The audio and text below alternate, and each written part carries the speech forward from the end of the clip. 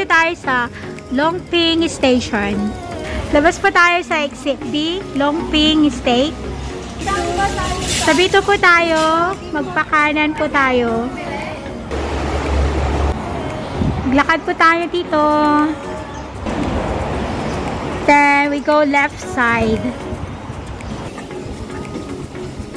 May hagdan po dyan. Yun na po yung mga kasama ko.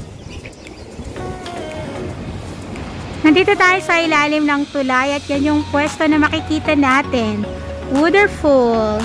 Maglakad po tayo. Tawid po tayo dyan.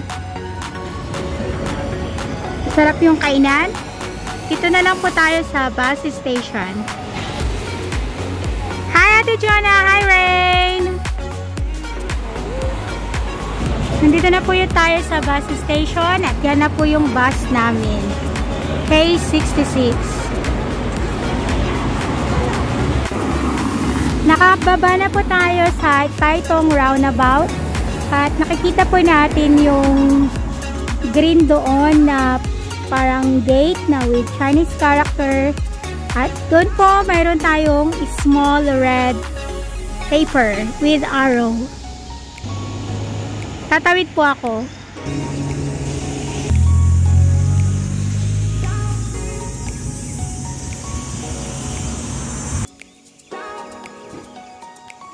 Pasok po tayo dito sa may arrow na red.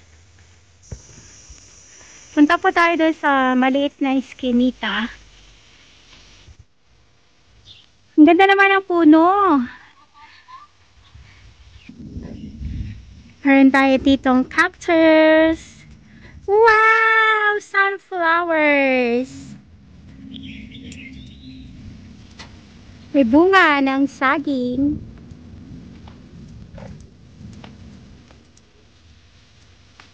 Sundan po natin itong nilagay nilang paper. This way. Rice fields. Nandito tayo sa harapan ng Paksachun Public Toilet. At nasa kabila naman po yung pupuntahan nating farmland. May live home safe po dito. And look at the beautiful rice field. Bountiful.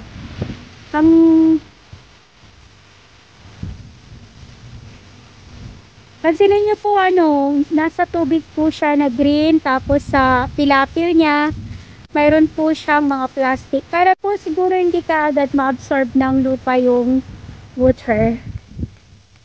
Punta na po tayo dun sa grapes. Oh, ang ganda-ganda dito. Thank you God. At ang ganda rin ng panahon. Look at that beautiful scenery. Oh wow! May kabayan na po tayo dito sa loob ng farm na nauna sa atin. Hi kabayan! Ano po ang name? Emily. Ate Emily, sino po yung asawa mo? Single yan. Single. Hello! Hello, te! Dito ako namimitis ng grapes. Sali kayo dito. Masarap yung grapes nila. Kahit hindi ako nakatikim pa. Mamaya na nang bibili. Wow! Masarap sa tingnan. Ang ganda. Sobra nakaka-in-love. Super. Lakad pa po tayo. OMG! Kumpul-kumpul. Ang dami-dami. Po tayo sa Taitung Roundabout Grapes Farm at tignan nyo naman po napakaganda ng mga grapes, super yummy. So papansinin nyo po yung mga colors nila. Dito may purple green, pero dito sa likod po all purple. Ibig sabihin hinog na po. So nakakatuwa po dito yung pumasyal dito sa Grapes Farm. I-video natin yung lahat ng vines para mas makita nyo pa yung iba't iba pang mga grapes nila. Let's go! naman po yung ating grapes ay color green pa. Umpisa pa lang po lumaki yung ating mga uvas. Pero kumpul-kumpul na rin sila. Nakakatuwa talaga dito. So, pasyal na po kayo dito sa Grape Farm. Halika kayo, pasyal tayo. Kaya nito, ang dami-dami na. So, pag nahinog po yan, magiging katulad po nito. Diba? Tingnan nyo po yung ating grapes farm, yung kanyang stem, yung kanyang trunk, maliit lang. Pag-aalaga po, mayroon po silang direct water dyan sa hose. Kaya pala medyo basa-basa po yung ating soil. Tapos maliit lang po yung stem niya. Tapos nagiging vines na siya. So from this vine, nagkakaroon na tayo ng maraming bunga. May konti, may marami. Sobrang dami ng kumpul niya. From one stem, dalawa na siya. So kaya talaga. And here is Ate Jonah, ang aking watyagang videographer. Halika dito, Ate Jonah. Anong pakiramdam mo nung nakita mo to? Yung mga ubas. Welcome to our farm. Farm nila. Wala, nakiki-farm lang kami. Binisita ng farm nila. It's so amazing. Naalala ko tuloy sa Ilocos may ganito. Opo. So, this one is amazing kasi ginamit nila pang matagalan kasi gumamit sila ng aluminum wire ba ang tawag ito? Hindi unlike sa ano na... Hindi lang siya basta-bastang alambre, ano? Makapal siya sa ordinaryong alambre natin. Ito, kahit sabihin yung ganito lang yung Stem. yeah, kabigat kasi mga vines. Imagine mo na lang ilang kilo to. Opo. Then, maraming bugos-bugos pa. Mas mabigat, kaya talagang kailangan matibay yung pundasyon. Yes, kaya pala kung titignan niyo yung support nila, makapal na square iron.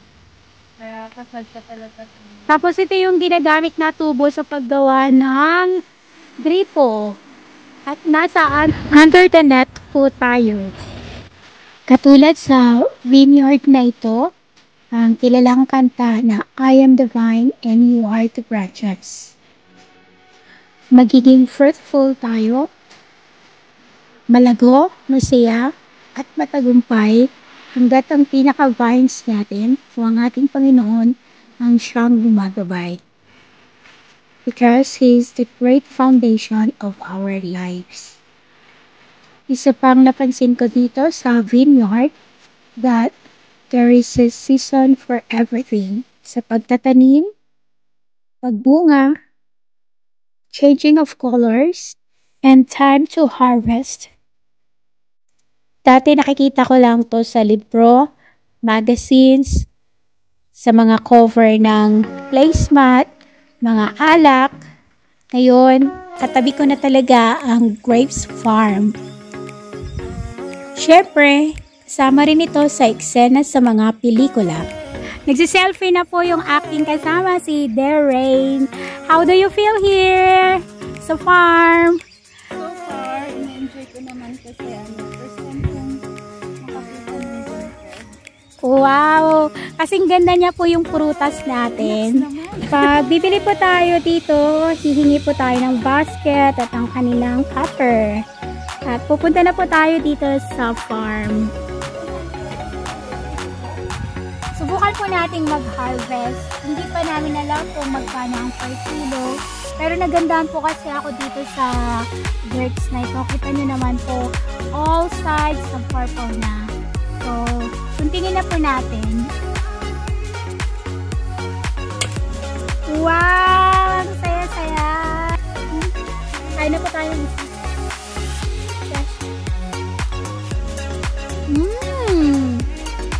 Look, crunchy. Ang tamis.